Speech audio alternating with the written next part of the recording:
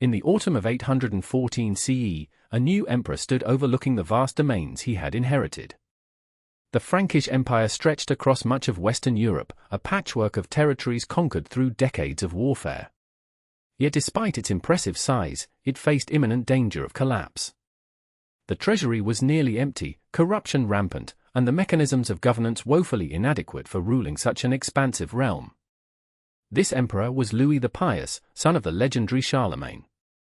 Though history often depicts him as a weak ruler who presided over the fracturing of his father's empire, the early years of his reign tell a different story, one of remarkable administrative innovation that would transform medieval governance and create what scholars now recognize as the most sophisticated tax system the Western world had seen since the fall of Rome.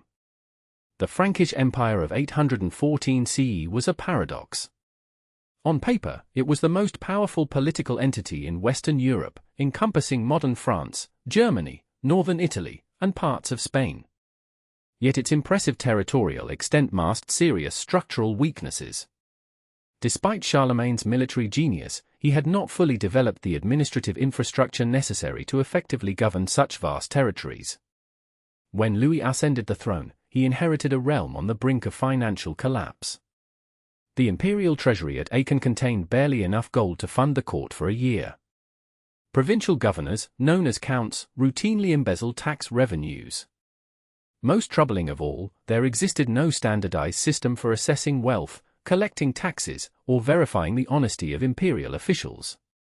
"The empire my father built stands upon sand," Louis remarked to his trusted advisor, Zachary Ingram, during their first council meeting. "Without gold, we cannot maintain the roads, pay the army, or support the churches. Without these, we cannot hold the empire together." Zachary, a scholar who had studied ancient Roman administrative texts, nodded gravely. "Your Majesty, the Romans maintained their empire for centuries through systematic taxation and accountability. Perhaps we might learn from their example." This conversation marked the beginning of one of history's most remarkable fiscal reforms. Between 814 and 819 CE, Louis and his advisors would develop and implement the Capitula de Villiers, a comprehensive framework for imperial administration that would transform how medieval states approach taxation and governance. The first challenge was information gathering. In the summer of 815 CE, Louis dispatched special envoys called missi dominici, the Lord's messengers, throughout the empire. These officials, always traveling in pairs, typically one cleric and one noble to ensure accountability, carried with them a revolutionary document, the brevium exemplar, or model inventory. This standardized form required detailed documentation of all imperial properties, including precise counts of livestock, measurements of agricultural yields, and inventories of equipment. The missi were instructed to physically count and verify everything, rather than relying on local reports that might be falsified. "Trust but verify" became Louis's motto, borrowed from Roman administrative practice. Each count and local official was required to present their records, which were then checked against physical inventories and interviews with local inhabitants. The results were shocking. Nearly 40% of imperial revenues had been disappearing into the pockets of corrupt officials. Entire herds of cattle, officially listed as belonging to the emperor, existed only on parchment. Fields that should have been generating tax income had been quietly claimed by local nobles.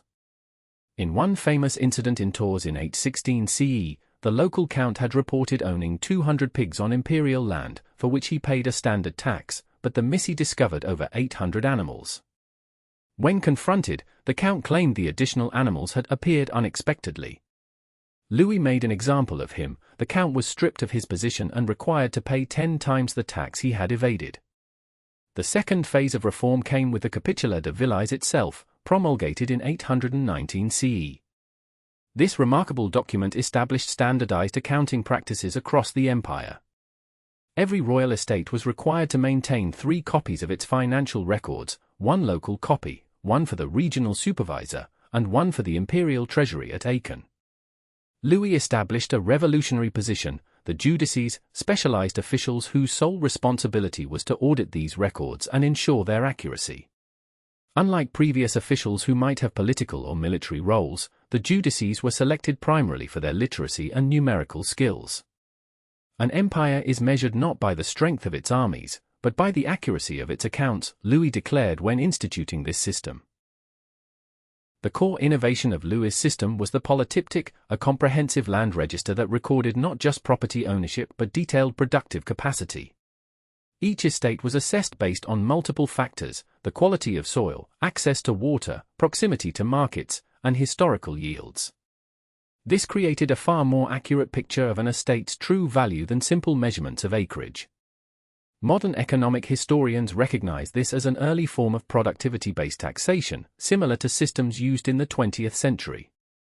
The polytyptic allowed taxation to be progressive, demanding more from lands that actually produced more, rather than imposing flat rates that might be crippling to less productive regions. By 820 CE, the reforms were showing dramatic results. Imperial revenues had increased by over 60% without raising tax rates, simply by eliminating corruption and improving collection efficiency. This newfound wealth allowed Louis to fund extensive infrastructure projects, including repairs to Roman roads that had fallen into disrepair and the construction of new bridges across major rivers like the Rhine and Seine. Perhaps the most visually striking aspect of Louis's system was the imperial inventory house established in each major city. These fortified buildings, constructed of stone with distinctive red-tiled roofs, served as regional treasury outposts.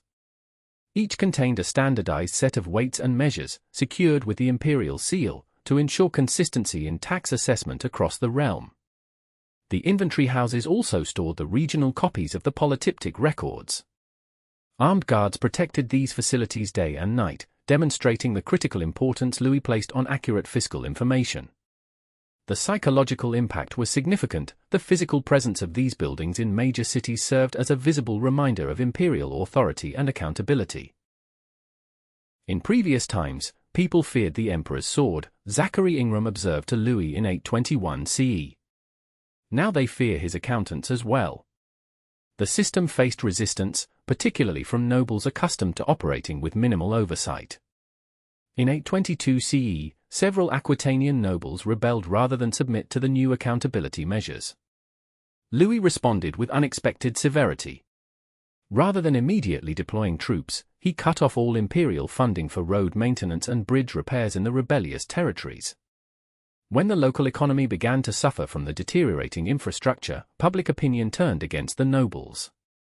Within 6 months, they surrendered, and were required not only to accept the new tax regulations but to fund the repairs to the infrastructure their rebellion had delayed. This approach, using economic pressure rather than immediate military force, represented a sophisticated understanding of power that went beyond the typical medieval reliance on armed might. It demonstrated Louis's recognition that the true strength of his empire lay in its economic and administrative systems rather than merely in its capacity for violence. By 825 CE, Louis had extended his reforms beyond just the royal domains to include church lands as well.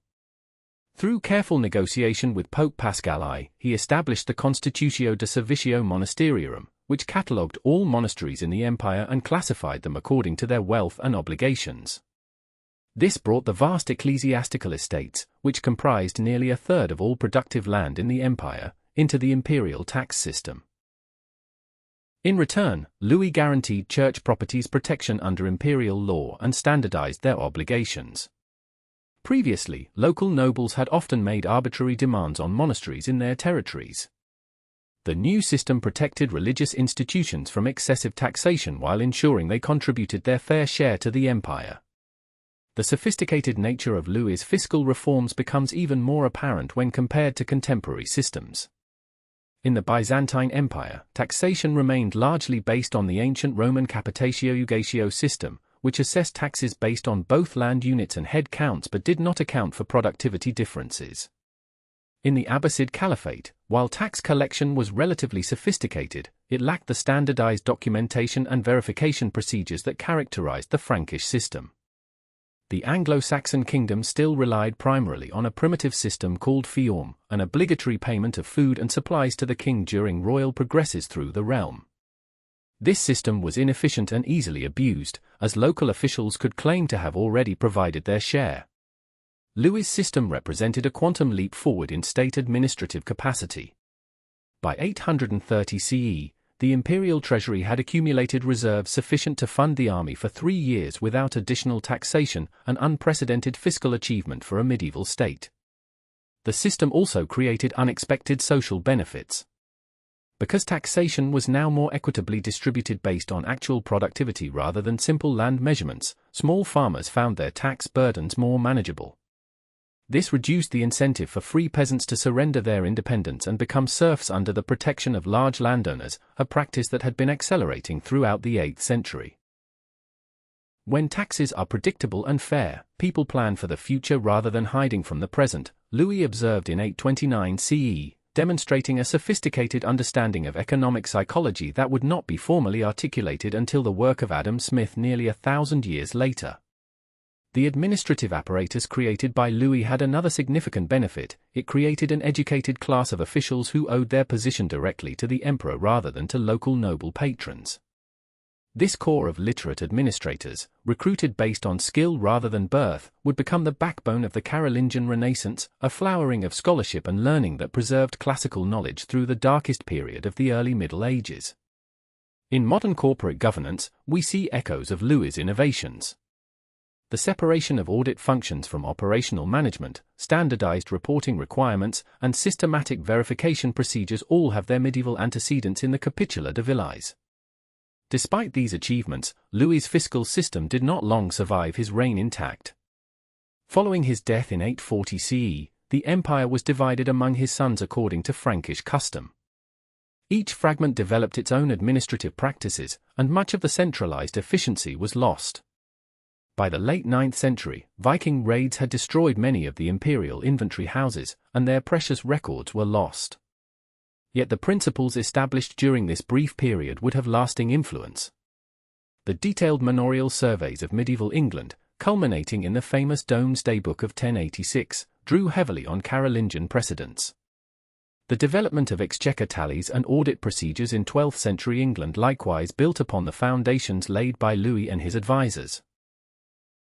For modern leaders and organizations, Louis's tax reforms offer several enduring lessons. First, information is power. The empire's dramatic revenue increase came not from raising tax rates but from knowing accurately what was already owed. In any organization, comprehensive and reliable data is the foundation of effective decision-making. Second, systems matter more than individuals. Louis created institutional structures that functioned regardless of the personal virtue of those operating within them.